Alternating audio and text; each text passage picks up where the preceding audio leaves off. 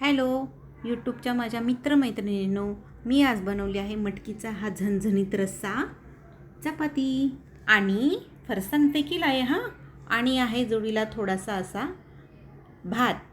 तेव्हा बघा, मला सांगा हां, तुम्हाला कसा वाटतोय कसा नाही. या मग जेवायला, बघा.